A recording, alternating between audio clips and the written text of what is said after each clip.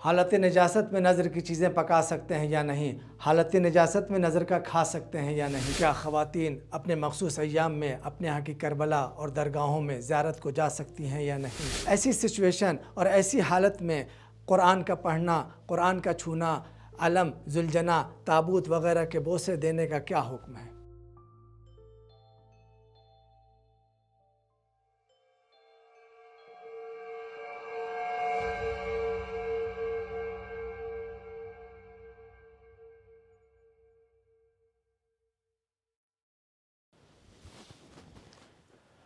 تو آئیے ناظرین کرام، ہم جاننے کی کوشش کرتے ہیں کہ دین کیا ہے اور رسم کیا۔ ہمارا سماج و معاشرہ رسم و رواج کے زنجیروں میں جکڑ چکا ہے، رسم و رواج کو دین سمجھ بیٹھا ہے۔ ہمیں جاننے کی ضرورت ہے کہ دین الگ ہے اور رسم و رواج الگ۔ ہمارے بنائے ہوئے بے بنیاد عقائد الگ ہیں اور دینی عقائد الگ۔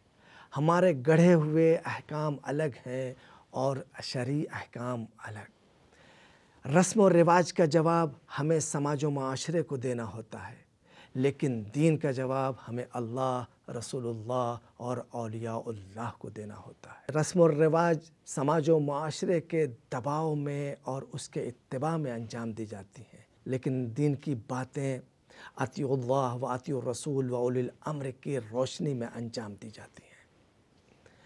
رسم و رواج کو انسان اپنی واہ واہی اور سماج و معاشرے کی خوشنودی کے لیے انجام دیتا ہے، لیکن دین کے احکام اور اعمال اللہ کی خوشنودی، رسول اللہ کی خوشنودی اور ائمہ کی خوشنودی اور تقرب الی اللہ اور درجہ کمال تک پہنچنے کے لیے انجام دیتا ہے۔ تو ہمیں رسم کو الگ کرنا ہے اور دین کو الگ کرنا ہے۔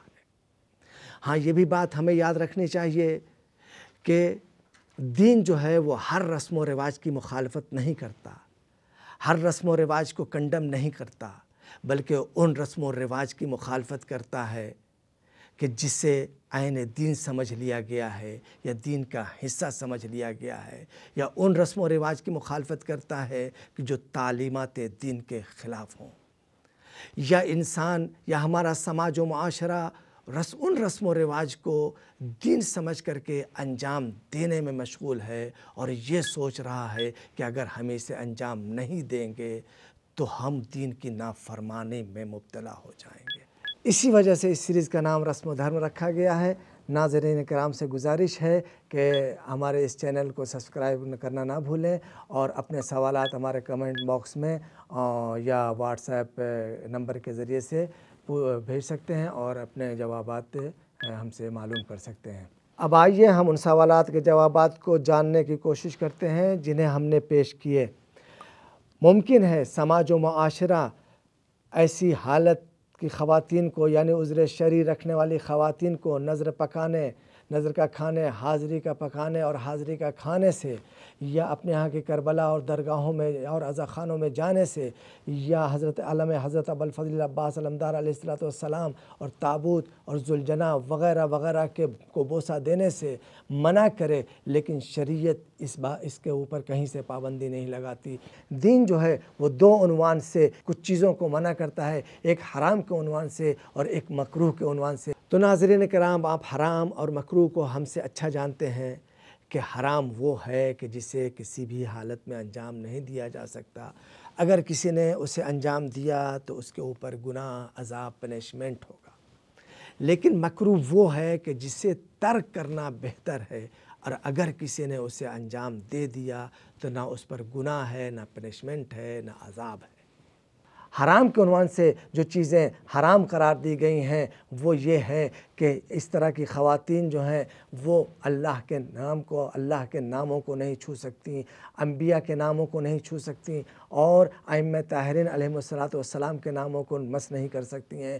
اس کے علاوہ قرآن کے حروف کو نہیں چھو سکتی ہیں۔ یہ ساری چیزیں حرام ہیں، اور اس کے علاوہ مسجد الحرام میں نہیں جا سکتی، مسجد نبوی میں نہیں جا سکتی، اگرچہ گزر بھی نہیں سکتی ہیں ان دونوں مسجدوں میں۔ اس کے علاوہ ان 4 سوروں میں 4 آیتوں کا پڑھنا حرام ہے جن میں سجدے واجب ہیں، یعنی ان 4 سوروں میں 4 آیتوں کا پڑھنا حرام قرار دیا گیا ہے۔ اس کا یہاں پر فقہا کہتے ہیں کہ ان 4 سوروں کو بھی نہیں پڑھنا چاہیے، ترک کر دینا بہتر ہے، یعنی نہیں پڑھنا چاہیے۔ اس کے علاوہ مسجد میں کوئی چیز رکھنا حرام ہے، مسجد میں جانا ٹھہرنا حرام ہے، اگرچہ ایک دروازے سے داخل ہو کر کے دوسرے دروازے سے خارج ہو سکتے ہیں، یہ داخل ہونا ایک دروازے سے ان ہو کر کے دوسرے دروازے سے ایگزٹ ہونا حرام نہیں ہے، لیکن مسجد میں جانا حرام ہے۔ اس کے علاوہ جو بہت حساس چیز ہے اور اسی چیز کے ذریعے سے جو ہم دوسرے اپنے بعض جوابات کی طرف پہنچیں گے وہ یہ ہے، بعض فقہا نے احتیاط کی قید اور بعض فقہا نے احتیاط واجب و لازم کی قید لگا کر کے بیان کیا ہے کہ ایسے عالم میں خواتین کا ائمہ معصومین علیہم السلام کے حرم میں جانا حرام ہے، یعنی وہاں نہیں جا سکتی۔ اب فقہائے اعظام جو ہیں وہ حرم کی حد بندی کرتے ہیں اور کہتے ہیں کہ حرم سے مراد وہ جگہ ہے کہ جہاں پر ائمہ معصومین علیہم السلام مدفون ہیں، یعنی زری کے پاس خواتین نہیں جا سکتی ہیں۔ اس کے علاوہ صحن ہے، رواق ہے اور حال وغیرہ میں جا سکتی ہیں، کوئی ممانعت نہیں ہے، کوئی حرج نہیں ہے۔ ظاہراً آیت اللہ بہجت اس مقام پہ کہتے ہیں کہ رواق اور حال وغیرہ میں بھی اس طرح کے خواتین نہیں جا سکتی ہیں۔ اس کے علاوہ اور بھی چیزیں حرام ہیں جسے شادی شدہ خواتین اپنے مراجع کے توضیح المسائل کی طرف مراجعہ کر سکتی ہیں۔ دین نے جو دوسرے عنوان سے منع کیا ہے وہ مکروہ ہے، یعنی اس عالم میں کچھ چیزیں مکروہ قرار دی گئی ہیں، یعنی خواتین جو ہیں وہ قرآن نہیں پڑھ سکتی، اسے مکروہ قرار دیا گیا ہے، اگرچہ اکثر مراجع نے 7 آیتوں سے زیادہ قرآن پڑھنے کو مکروہ جانا ہے۔ اس کے علاوہ قرآن میں ان جگہوں کو چھونا جہاں پر خالی جگہ ہیں یا ان کے قرآن کے حواشیوں کو چھونے کو مکروہ قرار دیا گیا ہے، علم کو، ذوالجناح کو، تابوت وغیرہ کو چھونے کو مکروہ قرار نہیں دیا گیا ہے۔ اس کے علاوہ خضاب ہے، مہندی وغیرہ لگانے کو مکروہ قرار دیا گیا ہے۔ تو ان باتوں سے پتہ چل جاتا ہے کہ سماج و معاشرہ کیا کہتا ہے اور دین کیا کہتا ہے۔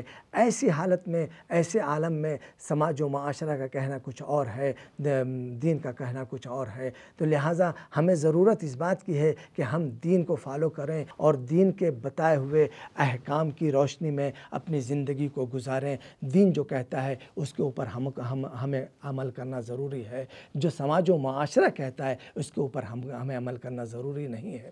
یہاں پر چلتے چلتے 1-2 باتیں اور عرض کر دینا چاہتا ہوں کہ عذر شرعی رکھنے والی خواتین کو سماج و معاشرہ کس نظر سے دیکھتا ہے اور دین کس نظر سے دیکھتا ہے۔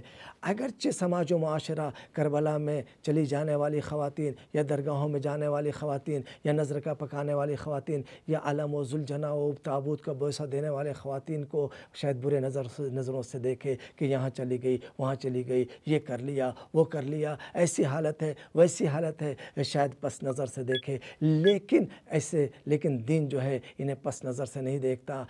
خواتین کی حرمت کو برقرار رکھنے کے لیے اور بھی مواقع آپ دیکھیں تو حتیٰ نماز کے موقع کو آپ دیکھ لیجئے کہ نماز سے اہم تو کوئی چیز نہیں ہوگی۔ نماز کے موقع کو دیکھ لیں کہ شریعت کا یہ حکم ہے اور مستحب یہ ہے اس وقت پہ کہ جب نماز کا وقت ہو تو خواتین ایسی حالت میں اگر خواتین ہیں تو جائیں اپنی طہارت کریں اور آ کر کے وضو کریں، وضو کرنے کے بعد اس جگہ آ کر کے بیٹھ کر کے ذکر الہی کریں جس جگہ نماز پڑھتی ہیں، یعنی مصلی پر آ کر کے ذکر الہی کرنا ان کے لیے اس وقت مستحب قرار دیا گیا ہے، یعنی سبحان اللہ والحمد للہ ولا الہ الا اللہ واللہ اکبر کہنا ان کے لیے مستحب قرار دیا گیا ہے۔ سماج کیا کہتا ہے اور دین کیا کہتا ہے، سماج و معاشرہ کس نظر سے دیکھتا ہے، شریعت کس نظر سے دیکھتی ہے، تو یہ ہے سماج و معاشرہ اور دین کے کنسپٹ میں فرق۔